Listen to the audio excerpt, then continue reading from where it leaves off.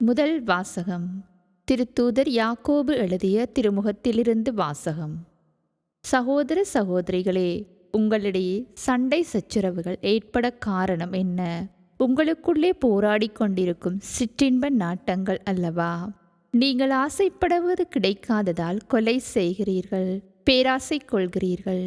அதை பெற முடியாததால் சண்டை சச்சரவு உண்டாக்குகிறீர்கள். அதை நீங்கள் ஏன் பெற முடிவதில்லை? நீங்கள் கடவுளிடம் கேட்பதில்லை. நீங்கள் கேட்டாலும் ஏன் அடைவதில்லை? ஏனெனில் நீங்கள் தீய எண்ணத்தோடு கேட்கிறீர்கள், சிற்றின்ப நாட்டங்களை நிறைவேற்றவே கேட்கிறீர்கள். விபசாரர் போல செயல்படுவோரே, உலகத்தோடு நட்பு கொள்வது கடவுளை பகைப்பது என்பது உங்களுக்கு தெரியாதா? உலகுக்கு நண்பராக விரும்பும் எவரும் கடவுளை பகைப்பவர் ஆவார். அல்லது மனித உள்ளத்திற்காக கடவுள் பேராவலோடு ஏங்குகிறார். அதற்கு அவர் அளிக்கும் அருளோ மேலானது என மறைநூல் சொல்வது வீண் என நினைக்கிறீர்களா? ஆகவே செருக்குற்றோரை அவர் இகழ்ச்சியுடன் நோக்குகிறார். தாழ்நிலையில் உள்ளவர்களுக்கோ கருணை காட்டுவார் என்று மறைநூல் உரைக்கிறது. எனவே கடவுளுக்கு பணிந்து வாழுங்கள், அழகையை எதிர்த்து நில்லுங்கள், அப்பொழுது அது உங்களிடமிருந்து ஓடிப்போகும்.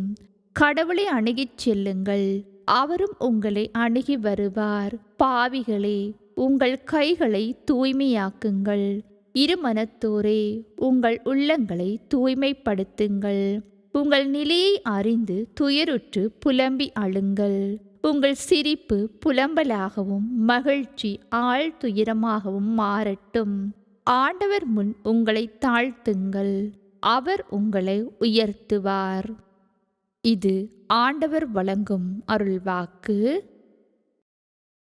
தூய மாற்கு எழுதிய நற்செய்தியிலிருந்து வாசகம். அதிகாரம் 9, திருவசனங்கள் 30 தொடக்கம் 37 வரை. அக்காலத்தில் இயேசுவும் அவருடைய சீடர்களும் மலையை விட்டு புறப்பட்டு கலிலேயா வழியாக சென்றார்கள். அது யாருக்கும் தெரியக்கூடாது என்று இயேசு விரும்பினார். ஏனெனில் மானிட மகன் மக்களின் கையில் ஒப்புவிக்கப்பட இருக்கிறார். அவர்கள் அவரை கொலை செய்வார்கள்.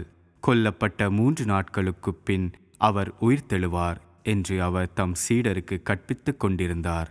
அவர் சொன்னது அவர்களுக்கு விளங்கவில்லை. அவரிடம் விளக்கம் கேட்கவும் அவர்கள் அஞ்சினார்கள். அவர்கள் கப்பர்நாகுமுக்கு வந்தார்கள். அவர்கள் வீட்டில் வந்தபொழுது இயேசு, வழியில் நீங்கள் எதை பற்றி வாதாடிக் கொண்டிருந்தீர்கள் என்று அவர்களிடம் கேட்டார். அவர்கள் பேசாதிருந்தார்கள். ஏனெனில் தங்களுள் பெரியவர் யார் என்பதை பற்றி வழியில் ஒருவரோடு ஒருவர் வாதாடிக் கொண்டு வந்தார்கள்.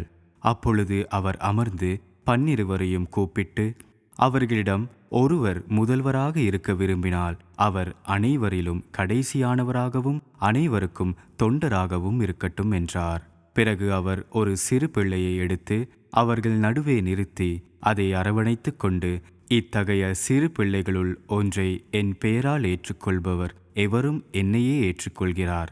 என்னை ஏற்றுக்கொள்பவர் என்னை மட்டுமல்ல, என்னை அனுப்பினவரையே ஏற்றுக்கொள்கிறார் என்றார். இது கிறிஸ்து வழங்கும் நற்செய்தி.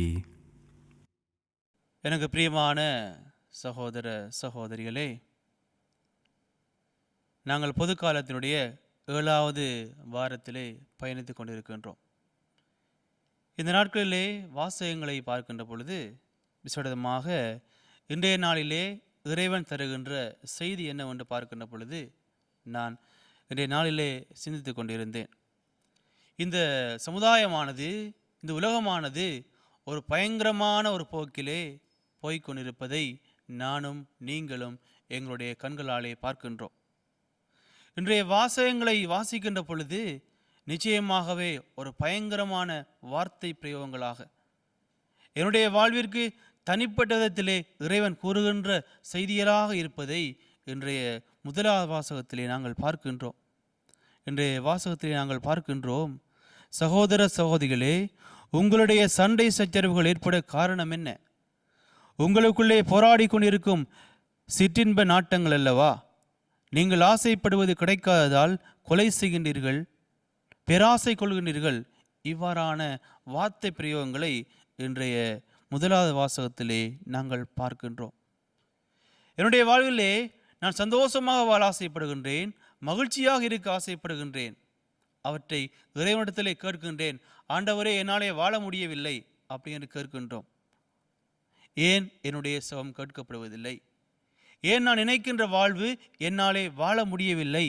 அப்படியான கேள்விகள் இன்றைய வாசகங்களுமாக எங்களுக்கு கேட்கப்படுகின்றது.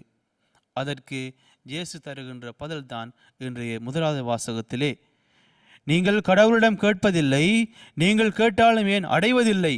ஏனெனில் நீங்கள் தீய எண்ணத்தோடு கேட்கின்றீர்கள், சிற்றின்ப நாட்டங்களை நிறைவேற்றவே கேட்கின்றீர்கள் என்பதை இறைவன் இயேசு கூறுகின்றார். ஆகவே நாங்கள் எப்படியான மனநிலையோடு இறைவனிடம் ஜெபிக்க வேண்டும், எப்படியான மனநிலையோடு இறைவனிடம் வர வேண்டும் என்பதை இன்றைய வாசகத்திலே நாங்கள் பார்க்கின்றோம்.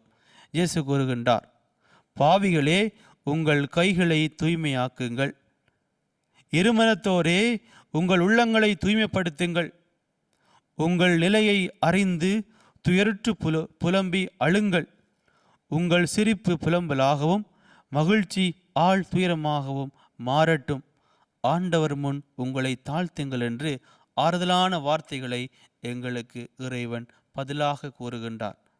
ஆகவே இயேசுவிலே அன்பார்ந்தவர்களே, நாங்கள் இறைவனிடம் கேட்கின்ற பொழுது ஏன் கேட்கின்றோம், எதற்காக கேட்கின்றோம், எப்படியான சிந்தனைகளோடு கேட்கின்றோம் என்பதை இன்றைய நாளிலே நாங்கள் சிந்தித்து பார்ப்போம். இன்றைய உள்ளத்தை தூய்மைப்படுத்துவோம். அவ்வாறு தூய்மைப்படுத்தப்படுகின்ற பொழுது இறைவன் என்னை ஆய்ந்தறிகின்றார், என்னுடைய செபங்களை கேட்டறிகின்றார் என்பதை ஒரு ஆழமான செய்தியாக இன்றைய வாசகத்திலே நாங்கள் பார்க்கின்றோம். ஆகவே இன்றைய இந்த நாளிலே இறைவன் எங்களை அழைப்பது போன்று நான் நல்ல தூய்மையான உள்ளத்தோடு இறைவன் நிச்சயமாக அடைய வேண்டும் என்ற அந்த நோக்கத்திலே இறைவனிடத்திலே என்னை ஒப்புக் கொடுத்து மன்றாடுவோம். இறைவன் தாமே என்னை தொடர்ந்துமாக ஆசீர்வதித்து என்னை பலப்படுத்த வேண்டும், என்னை வழிகாட்ட வேண்டும் என்று சொல்லி நாங்கள் மன்றாடிக் கொள்வோமாக.